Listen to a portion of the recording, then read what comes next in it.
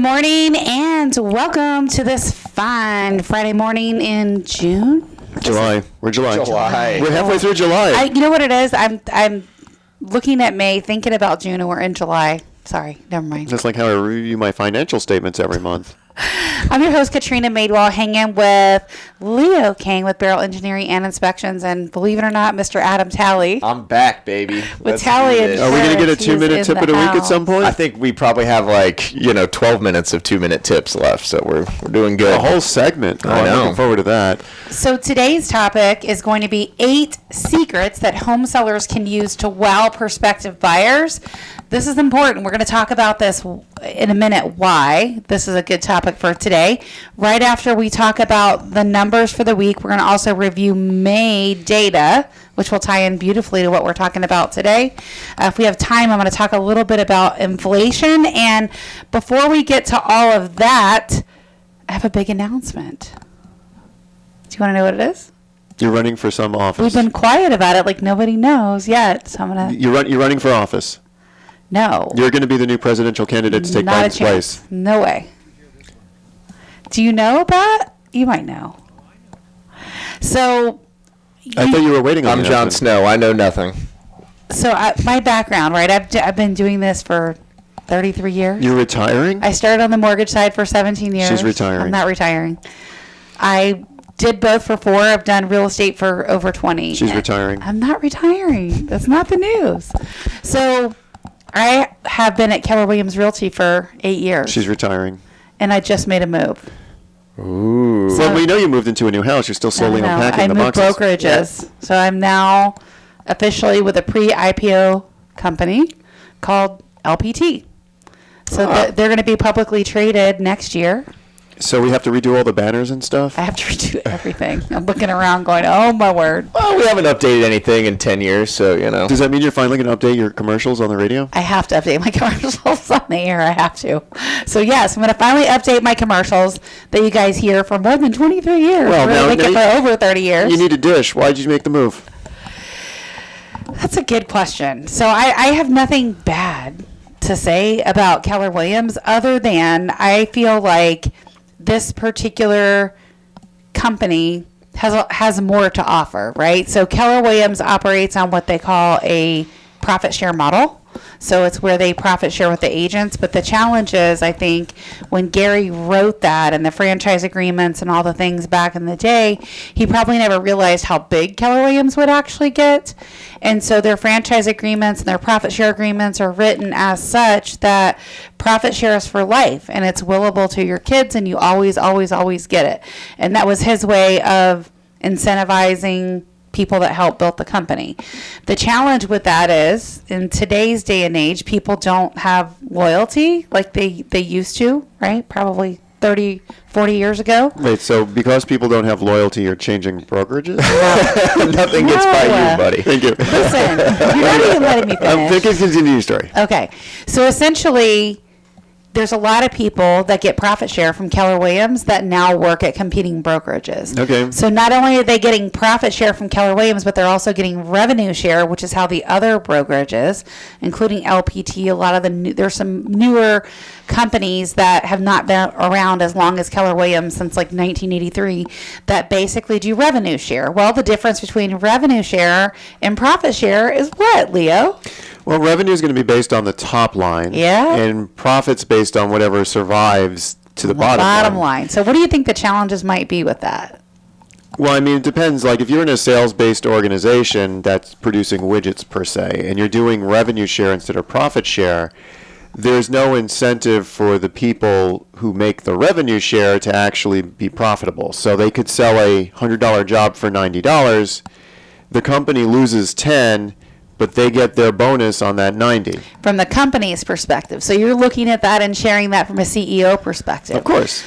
So I'm going to give you a different perspective, right? So in my world, the agents that are actually doing the business, that are creating the revenue, that make the profit share, the way Keller Williams operates is they have what they call an ALC, which is like a board of directors for every market center that essentially makes decisions for the market center. At least that's how it's supposed to be.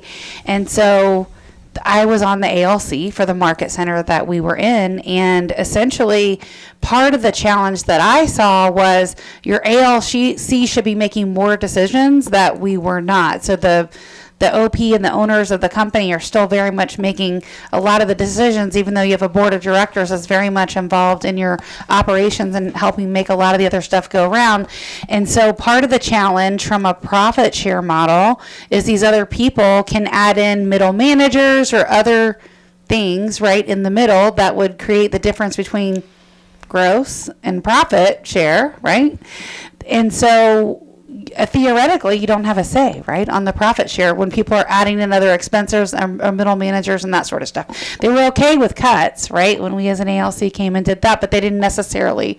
I feel like we didn't get enough say, right, on any middle managers that were being hired. And aside from that, I feel like it very much incentivized a lot of the OGs that started back in the day that were now at competing brokerages, and there's not really anything they can do to take that away because it's an agreement. So they try to take it away, they're going to be sued, right? So all they can do theoretically is revamp the agreements going forward. Now, hypothetically speaking, remember I told you those agreements are willable to their children, so really they would technically never go away, right?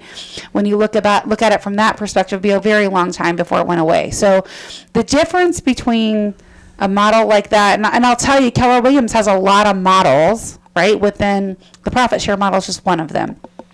They have a lot of models within their organization that they talk about in the Red Book, right, or the Millionaire Real Estate Agent, that essentially are very relevant still to this day. They're very, very relevant.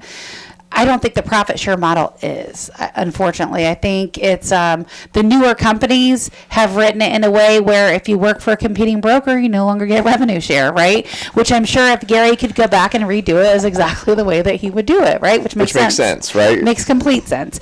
But from a perspective like mine, where I'm not one of the OGs and I just came in 8 years ago, it wasn't really advantageous for me, right? So when my profit share was $3 the month before I left, I have to look at that and go, does it make sense to go with one of these newer brokerages that do revenue share off the top? They operate very lean and mean. They're pretty much a cloud-based brokerage. We have our own location that we pay for, right, which we'll license as a branch. But essentially, for me, it makes sense to operate within a company that goes more on the top line. Now, Keller Williams' perspective on this forever is it's not sustainable. Well, maybe. Well, I think it is if you keep it lean. You're kind of describing how it's not sustainable. You've got a company that's pre-IPO that wants to go public. They're going to run lean. They're going to do revenue sharing. They're going to use the IPO as a way to increase, basically, it's to increase money. But the whole purpose of doing an IPO, which is initial public offering, is to raise money to do something with it. And now a lot of people think that an IPO, they do that to raise money to make the owners rich so they can then retire, which is one exit strategy with a lot of these new companies. They want to basically, it's a pump and dump. So they do the public offering, they retire, they take that money out, and then the company's left to fend for itself. In this case, I think it's different because the agents that are actually in production get stock options based on the broker dollar that they give with revenue that they produce. So in this particular case, yes, it will be publicly traded and the public could purchase part of those shares, but we as agents actually get stocks. We get stock options for being part of the producing agents within the company. So theoretically, you have a publicly traded company that is owned by the agents that are in production. Make sense? She's just talking about a Class A and a Class B stock. So the Class A stock would have the voting power. The Class B stock, which would be what would go public, that doesn't have any voting power. So that just kind of doubles down in the area of the IPO itself as a tool to raise money to what end. So that's the question I would ask. Why is the company looking to go public other than to give money to the owners for them to retire? I think they're going to fuel that in a way that grows the company even larger. That's what I think. But I'll get that answer. That would be the questions I would really be asking. So the owner of that company happens to have an extensive radio background, so I'm sure he would love to talk about that. Maybe we'll have him on the air. And maybe I'm just being cynical, but there's so many times I see... No, not you. That's the role he plays. It's just that if I form a company that's new for the purpose of going to having an IPO or going public... that's not the goal. That's a means to an end. And if it's the goal, there's a problem. If it's a means to an end, you really should find out more along the lines of what the end is. Sure. Yeah. And I think it's a relative question. We'll ask. I'll probably have Robert Palmer on to talk about it directly. I think it's a good question. Yeah. A follow-up question. When is Beryl going public? We're not. Oh, sad. I'm not looking to retire. Yeah. So we don't need. So here's a great example of why a company like ours, which happens to be now 12 years old, is not going public, has no plans to go public. Our company doesn't need a cash influx to do what it needs to do, which is operate, because we're a service industry, just like a real estate brokerage is basically a service industry. They don't really have inventory. They're not making widgets. They don't need a huge cash influx. So why would I go public with Beryl? I would need to have a huge cash influx because I would want to ramp up staff faster than we could ramp up staff. Well, if we don't have the contracts in place to ramp up staff, why would we want to do that? Same thing with the real estate brokerage. Why would they want to get this huge cash influx unless they were going to, maybe like a hedge fund, start buying properties? Or maybe they were going to get into property management and they needed to have more offices around. There's reasons why, but for a service-based industry to go public, rather than do something like an ESOP, which is an employee stock option, which is hard to get your employees to participate in. I'm just saying. Which is selling the company to the employees. I mean, it is on a service industry. It's more of an exit strategy for the owners. Either way, the employee stock option purchase or the IPO, they're exit strategies. I will tell you they're the fastest growing brokerage in the U.S. So they have 11,000 agents in less than 2 years. Which one? This one? And the word on the streets is they're going to open north of $10 a share, which is way better than any of the other ones have done. But why? What is the means to that end? From my perspective, I have to look at profit share versus revenue sharing and stock options. So for me, what can I do with that money that I receive, right? That's the way I look at it. And I could turn that money into something else. I can't do much with $3. I can't even buy a cup of coffee at Starbucks. I'm just saying. Just telling you to be cautious about what happens when the company does this IPO. The good news is, Leo, I am a broker. So I could open up Katrina Madewell Realty tomorrow if I wanted to. I'm a broker. I can do it. I can help you go public. I don't know if I want to go public. But it might be a good idea to think about as I move into retirement, which is not going to be right away. But start going on more cruises, though. I do have one planned for my birthday. I do, yes. So I'm actually excited for you, and I am legitimately excited for you. I'm just asking the tough questions because if I wasn't asking the tough questions on a public radio show, I think it's a good one, and I think it's one that I'll probably bring, RPM himself to answer. I think it's a good one. It's a tough one. I'll ask more tough questions, too. Real quick to give you our market update on the way out the door, and then we're going to talk about the main numbers, and that's going to feed right into 8 secrets that home sellers can use to wow prospective buyers. The number of new listings on the market this week coming in at 939. The number of price decreases, 1673. The number of solds, 562. Remember that 4th of July week? That's down a lot from last week. Well, 4th of July week. Remember, we expected that. The number of pendings is coming in at 823 for the last 7 days. And we'll talk about the main numbers and how this feeds into 8 secrets that home sellers can use to wow prospective buyers.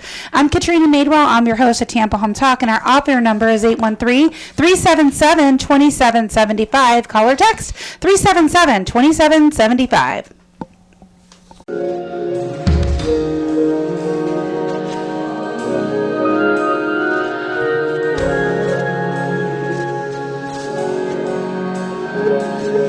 Welcome home. This is Leo Kane with Beryl Engineering and Inspection, bringing you Tampa's Home Talk. Are we going to have to change the name? No, we're always going to be Tampa Home Talk. Okay, we'll still be Tampa Home. Are we still going to be a LP? Well, I mean, that's just the commercials have to reflect the brokerage I'm under. That's all. Okay, so you're going to update your commercials. Yes, I do. I'm excited for you. It's been on the list for a while, so it's getting moved up on the list. The producer of the show would be very happy once you do that. I think he would be. Mm-hmm. So June's numbers will be out soon, even though we're mid-July. So May is what we have to work with. Let's chat about that, Leo. And there's some stuff on there, a circle, that's going to tie in beautifully to what we're going to talk about today. I mean, what we're noticing is still a trend towards the balanced market. When we take a look at the numbers, which have been pretty steady, like the week-to-week numbers, we have a little lull. We have a little lull this week and last week because of 4th of July. Other than that, we've been pretty steady, and even the little lull is just on the low range of the band. So what we're seeing is more new listings than pending listings. What that tells me, just from that comparison alone, is that we're going to see a longer time to contract and a longer time to sell. And when we take in a greater inventory, which is normal.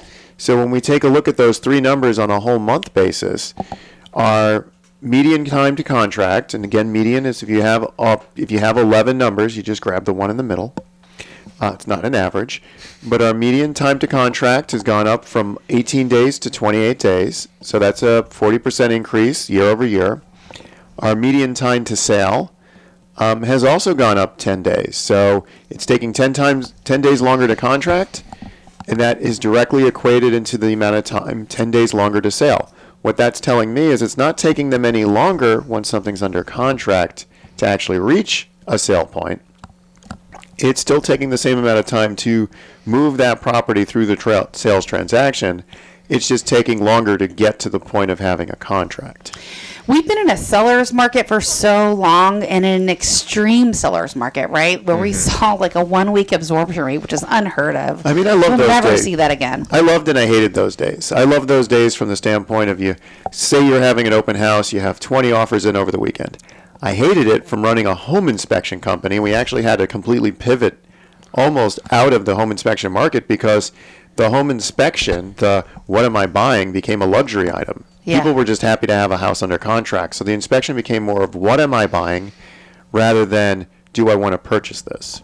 And that's what happens in an extreme seller's market is the buyers are so happy to have something under contract that there's no backups, there's no I'm going to go find something else. So your 4-point and wind mitigation inspections, the ATM inspections as we say, yeah, needed to have insurance were what people wanted, and the what am I buying was a luxury item because they were buying it regardless. I mean, they could have a sinkhole, it could be falling into the ground, the electrical panel could be Sylvania, which means it was under recall, it could have polybutylene pipes, which means you can't get insurance, it can have all these negatives, and they're like, we'll figure it out after we close. Yeah. Yeah, out of all of those, the Sylvania panel will be the easiest one to fix. I'm just saying. Well, I mean, Sylvania, Zinsco is on that list. There's Challenger, Federal Pacific. Yeah. But regardless of which panels they were, that was the logic.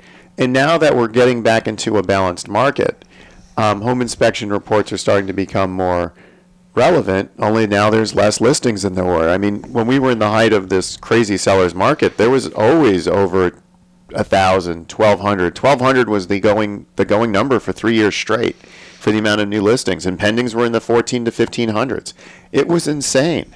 Now that we've got under 1,000 homes getting listed, and then we have less than 80% of those are going pending. There's a lot less opportunity for home inspectors. And I think last week is not a good depiction of the accuracy of the market on where we are right now, right? Because it was a holiday week, and this is like the back end of that holiday week. So I would say maybe not even next week, but the week after. It's a pretty good time to look at that. And so why did I bring this up? Why did I talk about this? Well, if you look at just this report here from May, we were talking about the median time to contract is 28 days. You compare that to May of last year, it was 18 days. So we're up over 55% in terms of the number of days it takes to get a contract. And I will tell you, when I represent sellers, we do these weekly reports, and they're much more hyper local. So they're very honed in to their immediate area. And there are some neighborhoods I go in and I look at it, and their median time to contract is 45 days, for stuff in that area. There's times that other neighborhoods are hotter and their median time to contract might be 12 days. So overall, in 4 counties as a whole, it's 28 days. But real estate's very hyper-local, so we're going to be looking at these specifics for your neighborhood and for immediate comps in your area. And so that's the data we look at every single week with the sellers. And so part of my job is to remind them, look, the median time to contract in your area is 28 days in Tampa Bay, but it could be longer in your neighborhood. Now, question for you on the hyper local stuff. Like obviously South Tampa, is going to go quick depending on the price, right? You know, sometimes if it's $2 million, it's not going to go quick just for the price. Everything is going to go quick depending on the price. Correct. But my question is, you know, on the hyper local stuff, like let's say Pasco County, for instance, you have quite a few areas that are brand new construction or that it's all been constructed in the last 10 years, and then you have like Newport Richey where everything's in the 70s. So are you seeing it quicker in, say, Trinity than Newport Richey, or is it the reverse because Newport Richey's on the water? I mean, the data is really skewed because, for one, new construction is a real mixed bag. Not all that stuff hits the market. So it's the accuracy of the data Newer is not as... not new construction. Well, and some of it is new, right? It just depends. But when you look at Newport Richey, yeah, you're looking at stuff on the water, but you're also looking at homes that are like entry-level price points, right, where people can actually afford. I mean, if we're trying to find something around that $200,000 mark, that's probably going to be the area where a buyer is going to find a house. I mean, now, have you seen the increase in flood insurance affect these neighborhoods where, you know, it's required? I mean, it's one of the things they look at, right? Because if they're approved for $200,000 and that property is in a flood zone, then they're probably not going to qualify. So they're going to have to buy something that's not in a flood zone, right? Because that means their budget's already really, really tight based on the current rates and you know, their debt to income ratio. Well, I mean, I know because I was looking to move out of Ybor, and one of the areas we looked at was Tarpon Springs, Newport Richey. And it became cost prohibitive from a flood insurance standpoint. I mean, just the fact that we were so close to the water, and when we took a look at the insurance, the flood insurance, and what it did to the price, I'm like, this doesn't make any sense. I was going to buy a duplex in Madeira Beach. There was one that I was looking at. I still regret not buying that, but the reason why I didn't buy it was for flood insurance. My perspective on it was I needed to have enough cash to write a check to pay it off if the flood insurance became so extreme that I had to take that risk to self-insure versus be required to pay who knows what premium for flood insurance. So I opted not to do it just because I felt like the flood market had a lot of changes that were coming and it was a little bit of an unknown.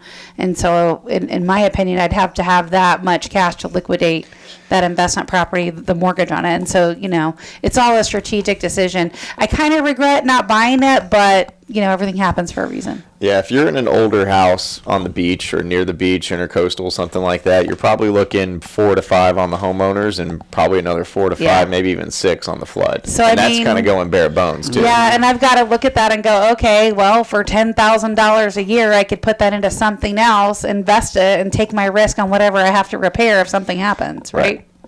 It's a big risk. It is. It's a huge risk. So that does play into the fact of why people are moving further north and further northeast within the greater Tampa Bay area. I wish I had like an absolute catastrophic policy, like your house gets hit by lightning, the whole thing's demolished to the ground, something like that. Like you're not going to make a claim if all your furniture gets flooded and you got to replace some drywall and dry it out, right? So like, they do have like a DP1 product, right, which would be as basic as it gets, right? It's covering fire, lightning, wind, and that's about it. They right? do? Okay, so they do, but the problem is when you get those policies, sometimes it's not, you know, it doesn't make sense, right? Like if that's going to be $2,500 and you can get a full policy for $3,000. Well, yeah. I'm not even going to show you the one that's $2,500 because it's not in your best interest. I guess the real question is why is it $2,500 when it should probably be $1,000 or $1,500? Right? I would say that rate reflects risk. So what they're telling you is like, because obviously the binding guidelines are a lot easier on that too. So, you know, now you might have a house that doesn't have prior insurance or it doesn't have updates or it doesn't have this. You know, and then that's so that's like a Band-Aid policy is what I'm hearing. Pretty much, yeah. That's going to get you from where you are right now to hopefully a better policy. And I mean, it makes sense in my world on why, because I do a lot of umpires and appraisals, which is basically mediating claims in the field. But it makes perfect sense why it's $2,500 versus $3,000 because the things you just mentioned, the fire, the lightning, the flood, the wind, that's what's going to trigger your high dollar claims. So from a risk standpoint, saying, okay, we're just not going to cover these smaller claims. Okay, a lot of times you don't see those smaller claims because everyone's scared of a price increase. So you're essentially paying $500 extra to get limited water damage and maybe some better liability. I think that it should be like maybe a higher deductible, right? Like maybe it's $100 or $150,000 deductible. We can do which the health care would be a of property catastrophic insurance. policy. Super high deductibles. Well, a lot of people can't, they can't qualify I know. with a higher deductible. If you I pay know. cash, you can. I'm looking at the people that have gone bare bones, which is what, like 35%, I think we saw, or somewhere around that range that self-insure. So, anyway, I'm Katrina Madewell's Tampa Home Talk. Leo will cover that in a second. 813-377-2775. We'll be right back.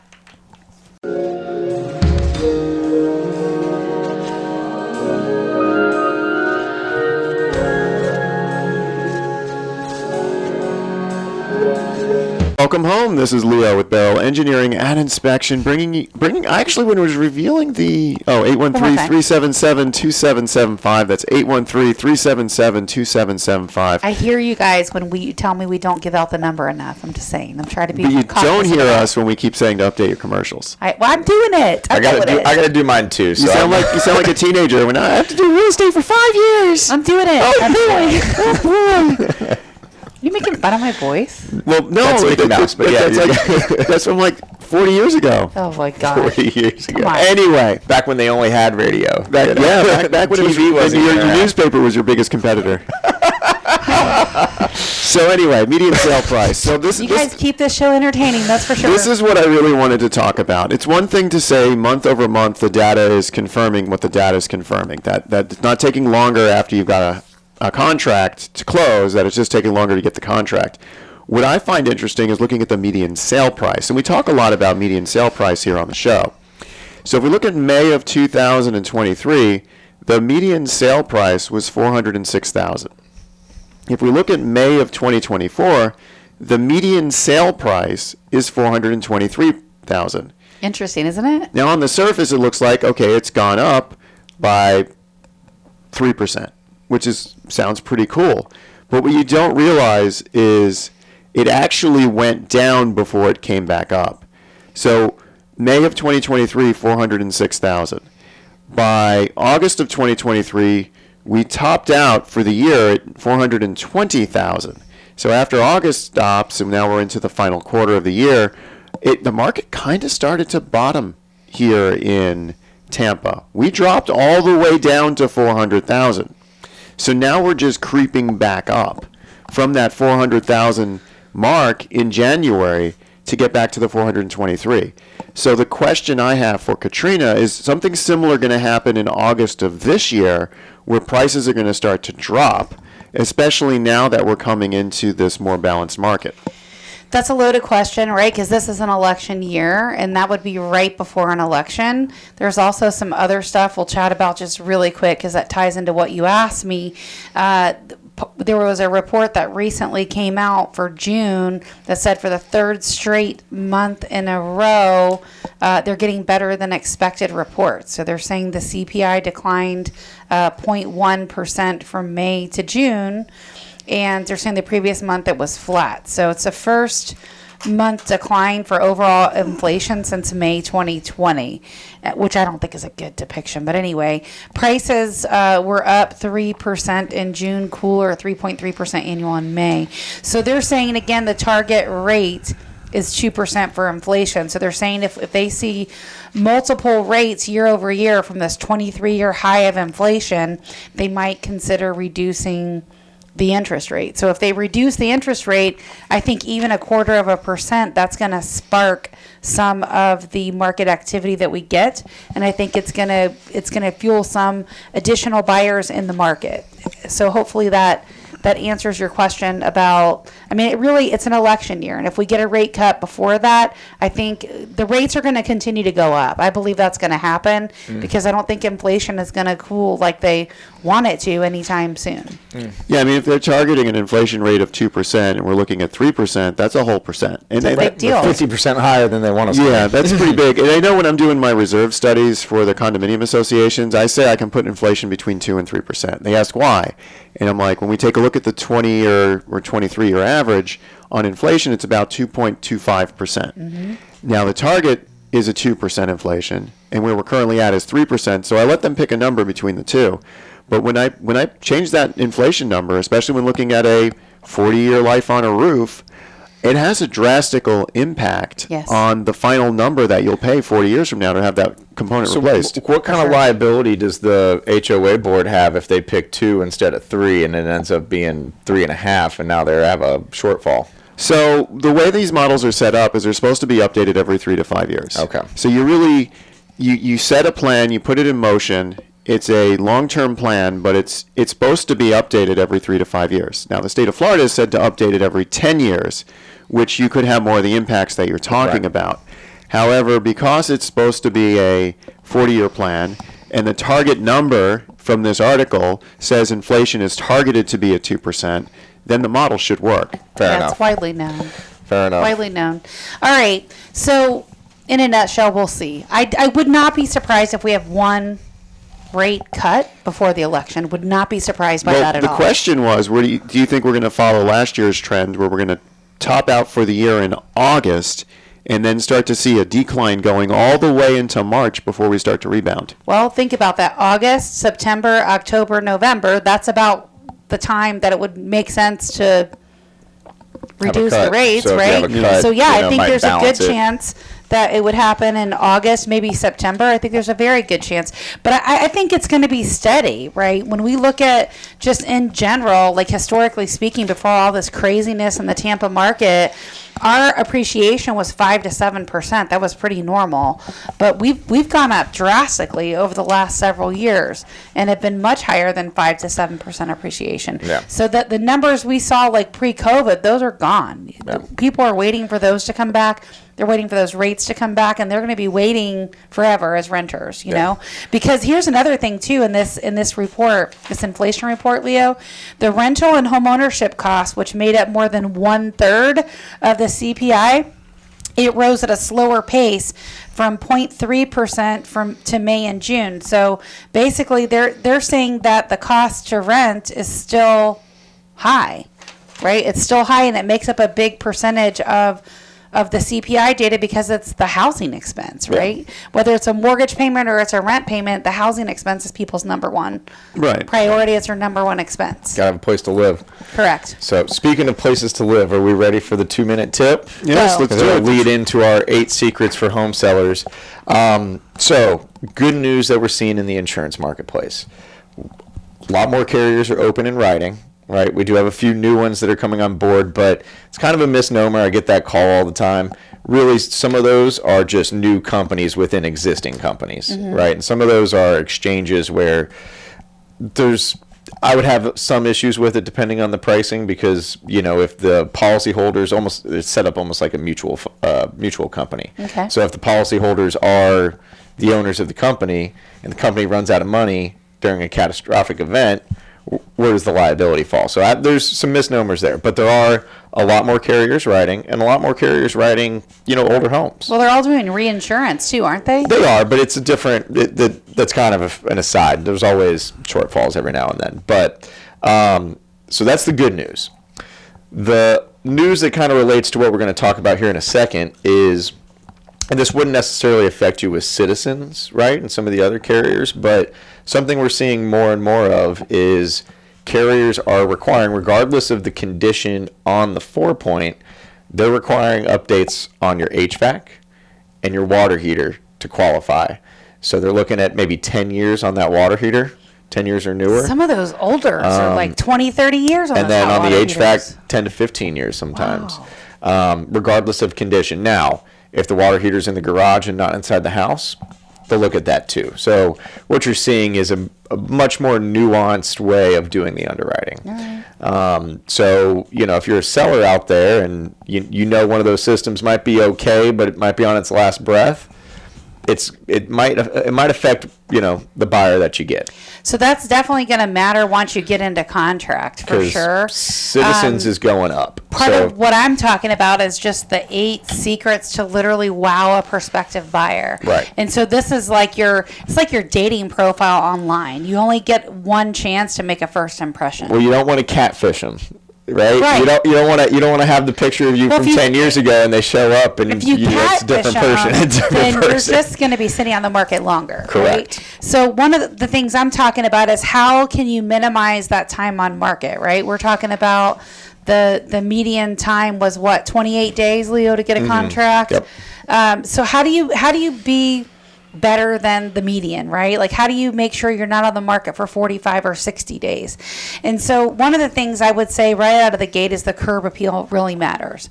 So if your landscape is really bland, or if your lawn looks like you know what, you want to clean it up. Clean those things up, put some fresh flowers, make sure your exterior is painted and it shows well. Just make sure Pressure wash. Yeah, pressure washing, no dirty eaves and gutters and that sort of stuff. Make sure the exterior is super appealing. It would make someone want to come to see the inside. Right. Because there's times that if the outside doesn't match the inside, buyers are going to keep driving by and skip your house. So number one, I would say don't skip the outside. So your curb appeal really matters. Plant some flowers. It doesn't cost that much. Add some color. And so somebody like me is going to help guide you through all of these little things to make sure you show well. Can we skip to number 7 real quick? Because I feel like it ties into number 1. Okay. So number 7 on this list is professional photography. I can't tell you how many times somebody sends me a house to quote, and I go on Zillow or I go on Realtor.com or whatever website you like, and you could tell the real estate agent went with their cell phone and took a picture of it, and it won't matter how good you did the exterior. If the pictures suck, nobody's going to come see it. So that's why it's a tip on our list, but it typically falls further down in the plan of action for sellers to get ready, which is why it's 7. Can I also say the inverse of that is true as well? Don't have somebody come in and kind of touch up all those photos to make it look good, and then you show up to the house and you're like I've seen some where it's like you can tell it's fake, and then I look at it on Google Earth and I'm like, whoa, what do we do here? So make sure your curb appeal is great. Number 2, depersonalize and declutter. So when you're getting your home ready for market, I tell people, think about like a short-term rental. Less is more. It's a good time to start purging and getting rid of stuff. If you haven't used it or haven't touched it in a year or 2 or longer, get rid of it. Sell it, donate it, get rid of it. If you absolutely feel like you have to have it, but you're not going to need it in the immediate 3 to 6 months, pre-pack it in a box and get it out of there. Yeah, you're going to move soon anyways. Just start packing, correct, right? So you're going to depersonalize, declutter. So all those family photos should come down. It's a distraction from the buyer that walks through. If you have your degree from college and you're a Seminole, you're going to take away from what people are looking at. All these gator buyers out there, right? I'm just saying, it's a detractor. You don't want buyers to look at anything else other than the bones of your home. So if you have family photos on or anything else that would, even cool stuff, right, that would take their attention away from the house. Well, hide the cool stuff in case it grows legs and walks away. I mean, there's that element too, but the point is we want people focusing on your home. It's floors, walls, like all the details of the home, not the stuff on the walls or the other things that would detract their attention from looking at the home. So pre-pack that stuff and keep it as depersonalized as possible. And this is where home staging is going to come in and play a part. Number 3 on the list before we have to roll to a break is clean and pristine. Oh, I have a personal story about this one. Make sure that your house is clean. So professionally clean everything. These guys come in, they wipe down the front of the cabinets. They get these dusty areas you don't get to. They make sure your baseboards are clean. They clean all the stuff that buyers are going to notice that you probably didn't pay attention to and you don't clean regularly. So clean and pristine is going to be a big deal. It should be hotel clean is what I say before you get ready to go on the market. And we'll run into tip number 4 in Adam's story, which we'll have all of 8 minutes to talk about when we get back after the break. So we're going to try to get through this list. I'll bear a number if you want some help. You want me to do a room-by-room review and help guide you through this and help you get ready. Even if you think, I'm not going to be ready for 6 to 12 months, it's never too early to start this process. 813-377-2775.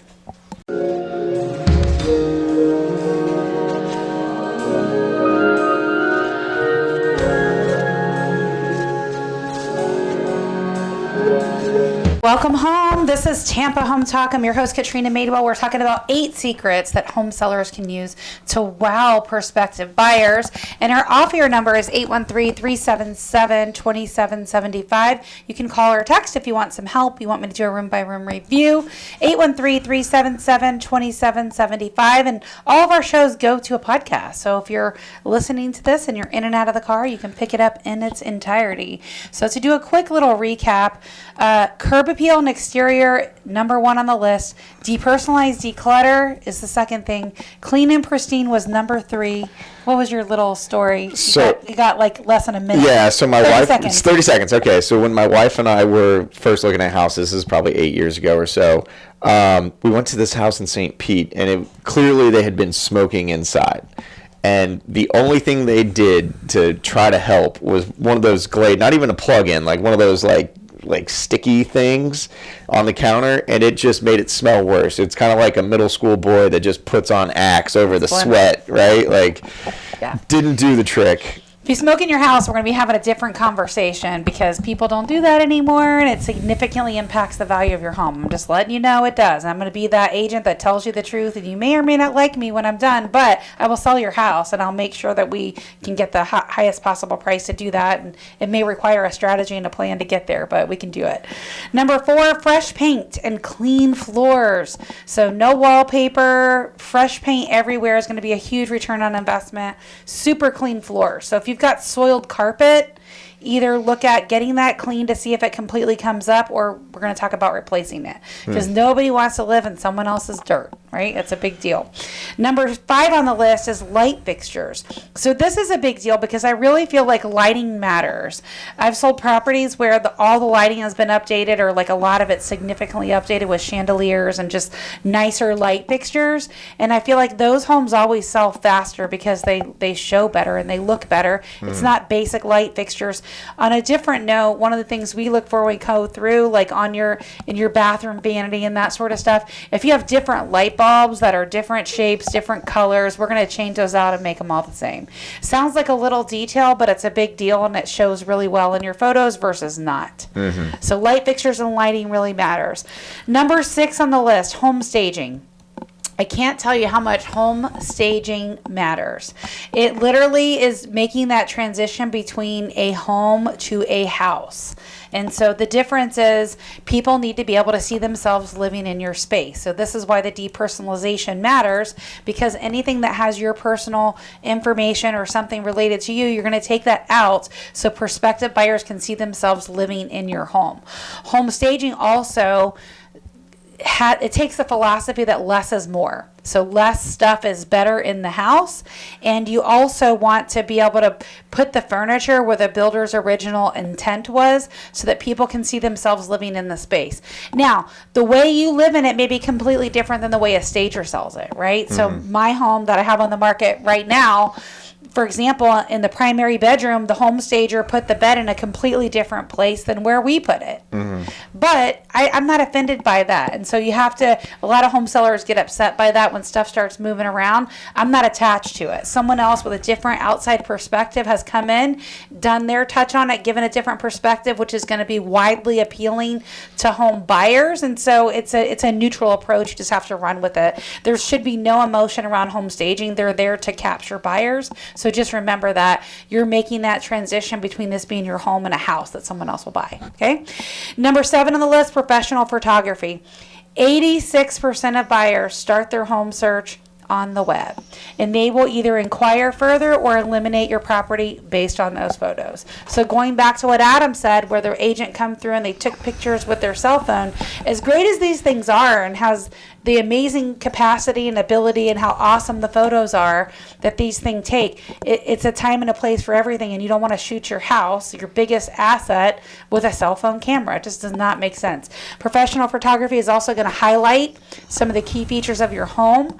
They're going to show off the home staging and show the whole room and its space, and they're going to really just show it in the best possible condition that it could be. So we want it to show like a model because it means more money in your pocket. And so the final tip I'll give you is just use that Airbnb short-term approach. So think about if you were to vacate your home and let someone else come and stay in it. What would you leave out? What would you have packed away or put up? And what are the essential items that need to be behind? Because essentially the essential items is all that should be left. Okay, it's better than you don't want a vacant home, right? Because then there's nowhere for someone to sit. And there's also nowhere for buyers to see how things fit in the room, to imagine themselves living in the space. So some people think empty it all out and just sell it empty. There's a lot of experience and data that shows you're not going to get the highest price and the best return for a vacant home. So Question. have it staged. Got a question for you. So if we couple that into what I was talking about earlier with the numbers, if median time to contract's 28 days and median time to sale is 71, that's about a 2.5 month period. Wouldn't the best approach be to leave the house completely over the 2.5 months? And here comes the economic question.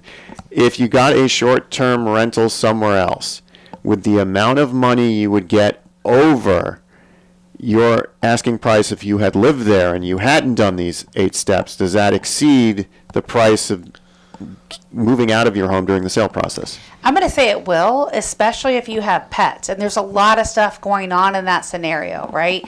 I'm a big advocate of moving out of any home I've ever sold. We have pets, we have kids, and those two things are just not conducive to keep a house in perfect condition. You'll go nuts if you're trying to work and keep the house perfect. So by moving out of it and having it staged, no one's touching it, only the people that walk through the property. So you just have to check on it every so often. There's also an emotional thing that's happening when that occurs, right? In your scenario where you move out, you have it staged, you live in a short-term Airbnb.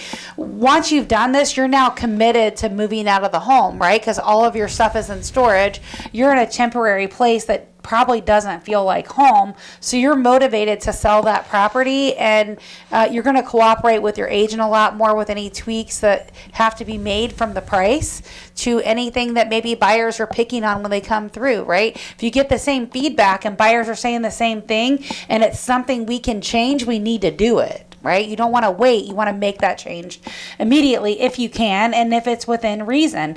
If it's something that you can't change, right? Like the style of the home, or it's not an open floor plan, you can't change that. The only way you combat that is with price.